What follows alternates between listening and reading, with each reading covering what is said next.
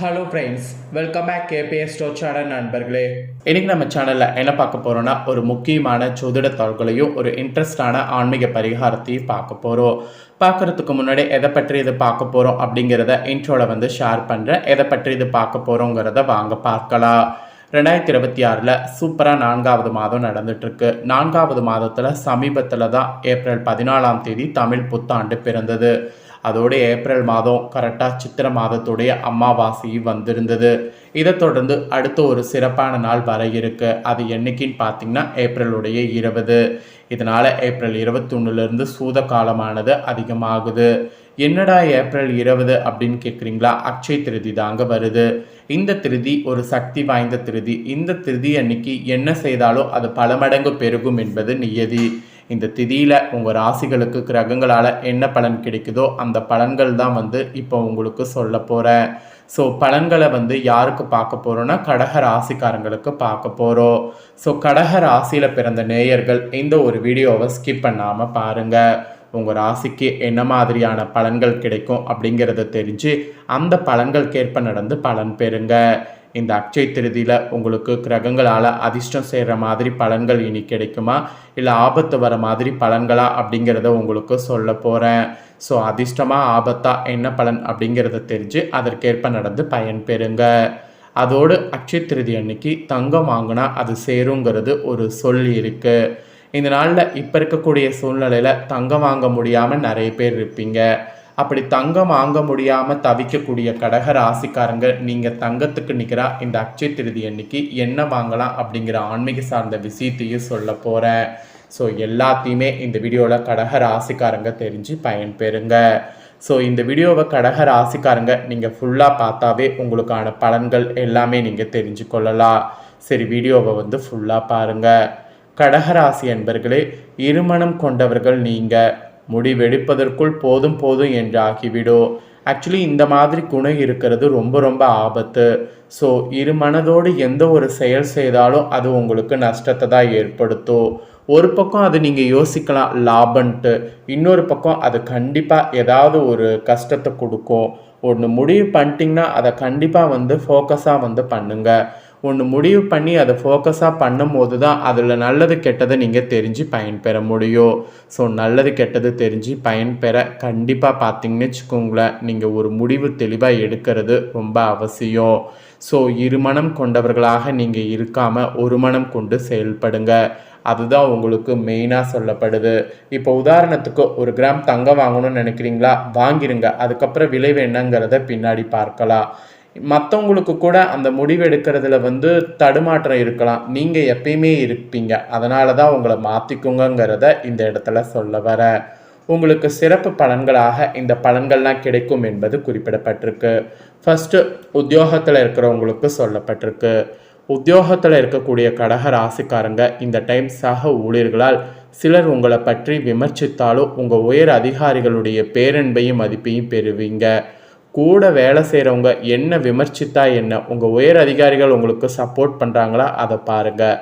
அதை பார்த்தே என்ஜாய் பண்ணுங்கள். அதுதான் உங்களுக்கு வேண்டும் என்பது சொல்லப்படுது. மேல் அதிகாரிகள் உங்கள் பக்கம் இருந்து அனைத்து விதத்திலும் உங்களுக்கு உதவியாக இருப்பாங்க. அந்த உதவி இருக்கிறது உங்களுக்கு நல்ல அதிர்ஷ்டத்தை கொடுக்கும். அதனால் நீங்கள் பெருசாக எதையும் யோசிக்க வேண்டாம். கூட இருக்கிறவங்கள நம்பாமல் உங்கள் உயர் அதிகாரிகளை நம்புங்க. அவங்க உங்கள் பக்கம் இருப்பாங்க. உத்தியோகத்தில் நீங்கள் நினச்ச மாதிரியே நல்ல ஒரு பலனை பார்க்க முடியும். ஸோ உத்தியோகத்தில் இந்த மாதிரி உங்களுக்கு சப்போர்ட் கிடைக்கும் என்பது குறிப்பிடப்படுது. நெக்ஸ்ட்டு வியாபாரக்காரங்களுக்கு சொல்லப்பட்டிருக்கு. வியாபாரக்காரங்க பொறுத்த வரைக்கும் கல், மண், இரும்பு இந்த மாதிரி வியாபாரம் செய்கிறவங்க அதிகமான விற்பனைகள் செய்திங்கன்னா நல்ல பணவரவு கிடைக்கும். அப்போ அதிகமான விற்பனை செய்ய என்னெல்லாம் பண்ண முடியுமோ அதை எல்லாமே பண்ணுங்கள். எந்த அளவுக்கு அதெல்லாம் நீங்கள் பண்ணுறீங்களோ அந்த அளவுக்கு பணவரவு உங்களுக்கு உங்கள் தொழிலில் அதிகமாக கிடைக்கும். ஒரு சிலர்லாம் பெரிய வீடு கட்டுவதற்கு இப்போ துவங்குறதுக்கு நீங்கள் யோசிச்சுட்டு இருந்தீங்கன்னா அந்த யோசனையை விட்டுட்டு துவங்கிருங்க.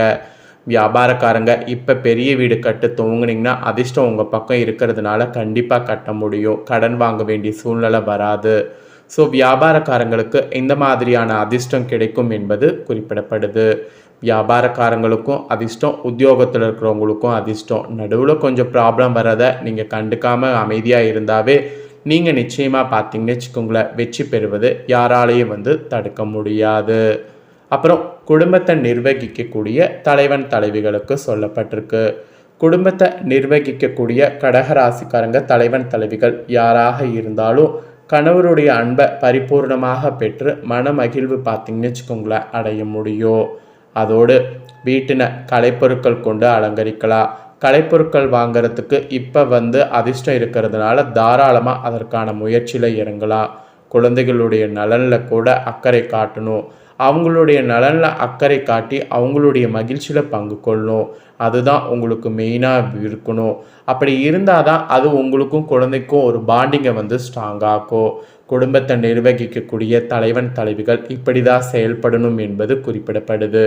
மெயினாக வீட்டின கலைப்பொருட்களை கொண்டு அலங்கரிக்கிறதுலாம் வந்து பண்ணுங்கள். அதில் உங்களுக்கு ஸ்ட்ரெஸ்ஸு கூட ரிலீஃப் ஆகும். அதனால் மெயினாக அதை செய்ய மறக்காதீங்க. அதுக்கப்புறமா கலைஞர்களுக்கு சொல்லப்பட்டிருக்கு. கலைஞர்கள் பொறுத்த வரைக்கும் புதுமுக கலைஞர்களாக இருந்தீங்கன்னா உங்களுடைய திறமை இருக்குல்ல, அதை முழுமையாக வெளிப்படுத்துங்க. உங்களுடைய திறமை என்னவோ அதை முழுமையாக வெளிப்படுத்தினீங்கன்னா ரசிகர்களுடைய பேராதரவை பெற முடியும். ஆக்சுவலி சோர்வு வேண்டாம். சோர்வு இல்லாமல் நீங்கள் ஒவ்வொரு நாளும் உங்களுடைய திறமையை வந்து முழுமையாக வெளிப்படுத்த பாருங்கள். இந்த டைம் கண்டிப்பாக பேராதரவை ரசிகர்கள் மத்தியில் நீங்கள் பெற போகிறீங்க. அதுக்குண்டான எல்லா கிரகங்களுமே அதிர்ஷ்டமாக அமைஞ்சிருக்கு. அப்புறம் ஃபைனலாக மாணவர்களுக்கு குறிப்பிடப்பட்டிருக்கு. மாணவர்கள் பொறுத்த வரைக்கும் உங்கள் வகுப்பு மாணவர்களோடு கைகலப்பு உண்டாகலாம். அதாவது வம்பு வழக்குகளை ஏற்படுத்தி கொள்ளலாம். ஸோ இந்த நாளை நீங்கள் கொஞ்சம் விழிப்புணர்வோடு பழகி வர முயல்வது நல்லது. உங்களுக்கு அதுக்கு கண்டிப்பாக பார்த்தீங்கன்னு வச்சுக்கோங்களேன், பெற்றோருடைய உதவி தேவை. ஸோ உதவியை பெற்றோர்கிட்ட கேட்டுக்கோங்க. பெற்றோரோட நற்பெயரை காப்பாற்றி கொள்ள கண்டிப்பாக நீங்கள் ரொம்ப கவனமாக இருக்கணும். ஸோ பார்த்து இருங்க. ஸோ கடக ராசிக்காரங்களுக்கு இதெல்லாம் தாங்க கிரகங்களால் பலன்கள் கிடைக்கும் என்பது குறிப்பிடப்பட்டிருக்கு. குறிப்பிடப்பட்டதை தெளிவாக இந்த வீடியோவில் உங்களுக்கு ஷேர் பண்ணிட்டேன். ஷேர் பண்ணதை நீங்கள் தெரிஞ்சிருப்பீங்க. தெரிஞ்சதுக்கேற்ப நடந்து பயன்பெறுங்க. இப்போ அட்சய திருதி நாளில் நீங்கள் செய்ய வேண்டிய விஷயங்களை சொல்கிறேன். அதாவது சிறப்புகளும் விரதம் இருக்கக்கூடிய முறைகளும் சொல்கிறேன். அதை தெரிஞ்சு பயன்பெறுங்க. சித்திர மாத வளர்பிறையில் வரக்கூடிய திருதி தான் அட்சய திருதி என்று அழைக்கப்படுது. அட்சயம் என்றால் வளர்வது பெருகுவது என்று அர்த்தம். அப்படியாக அட்சய திருதி அன்னைக்கு நம்ம என்ன பொருள் வாங்கினாலும் அந்த பொருள் மிகவும் பெருகி வளம் சேர்க்கும். குறைவில்லாத செல்வத்தை அள்ளித்தரும். அந்த திருநாளாக அட்சய திருதி போற்றப்படுது. இதனுடைய சிறப்புகள்னு பார்த்திங்கன்னா நிறைய இருக்குது. தர்மர் சூரிய பகவானை வேண்டி அக்ஷய பாத்திரம் பெற்றது. மணிமேகலை அக்ஷய பாத்திரம் பெற்றது. இவ்வளவு ஏன் சிவபெருமான் அன்னபூர்ணி தாயாரிடம் தனது பிச்சை பாத்திரம் நிரம்பக்கூடிய அளவு உணவை பெற்றது எல்லாமே இந்த நாளில் தான். பகவான் பரசுராமர் அவதரித்த நாள், புனித நதி கங்கை பூமியை தொட்ட நாள், குசேலர் கிருஷ்ணர் பகவானை சந்தித்த நாள், ஆதிசங்கரர் செல்வத்தை கொட்டி கொடுக்கக்கூடிய நாள், அப்புறம் கனகரத சோஸ்திரம் இயன்றிய நாள், குபேரன் இணைந்த செல்வங்களை மீட்ட நாள், திருதாயுகம் ஆரம்பமான நாள், வியாசகர் மகாபாரதம் எழுத ஆரம்பித்த நாள், எல்லாமே இந்த அட்சய திருதி தான். அதனால் இந்த நாளில் செய்ய வேண்டியது நிறையவே இருக்குது. இந்நாளில் நிறைய பேர் தங்கம் தான் வாங்கணும்னு நினைப்போம். ஆனால் தங்கம் மட்டும் வாங்காமல் உப்பு, அரிசி, ஆடைகள் மற்றும் விலை உயர்ந்த எந்த ஒரு பொருளை வாங்கினாலும் அதுவும் பல மடங்கு பெருகும் என்பது ஐதீகம். அதனால் இந்த நாளில் இதையும் வாங்கலாம். அதோடு இந்த நாளில் புதிய தொழில் தொடங்கலாம். பூமி பூஜை செய்யலாம். அதுக்கு கூட உகந்த நாள். மெயினாக ஏழைகளுக்கு தானம் செய்யுங்க. பிதர்களுக்கு தர்ப்பணம் செய்யுங்க. அப்படி நீங்கள் இந்த தானம் தர்ப்பணம் செய்வதன் மூலம் அவங்களுடைய ஆசீர்வாதம் பெற்று சிறப்பாக வாழலாம். அதனால் இந்த நாளில் அதெல்லாம் வந்து செய்யுங்க. இந்த நாளில் விரதம் இருக்கிறதுக்குன்னு ஒரு முறை இருக்குது. அட்சய திருதி அன்னைக்கு காலையில் விடியறதுக்கு முன்னாடி இருந்து சுத்தமாக நீராடி பூஜை அறையை சுத்தம் செய்து விளக்கேற்றி கோலம் போட்டு அதன் மீது ஒரு பலகை வைக்கணும். பின் பலகை மீது கோலம் போட்டு ஒரு சொம்பில் சந்தன குங்குமம் விட்டு அதில் நீரை நிரப்பி அதன் மீது தேங்காயை வைத்து மாவிலை வைத்து கலசத்தை ரெடி பண்ணும். பின் அந்த கலசத்தின் அருகில் மஞ்சள் பிள்ளையார் பிடித்து வைத்து அதன் அருகில் புதிதாக வாங்கிய பொன் பொருட்கள் எதுவாக இருந்தாலும் வைத்து பூ போட்டு பூஜை செய்யணும்.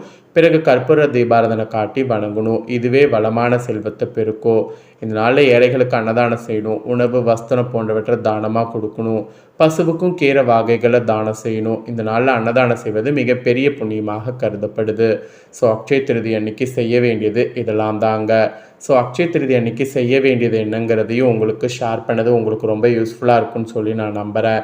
இந்த வீடியோவை இப்போ நீங்கள் பார்த்து முடிச்சுட்டு இது உடனே லைக் பண்ணி உங்கள் ஃப்ரெண்ட்ஸ் ஃபேமிலிக்கு ஷேர் பண்ணுங்கள்.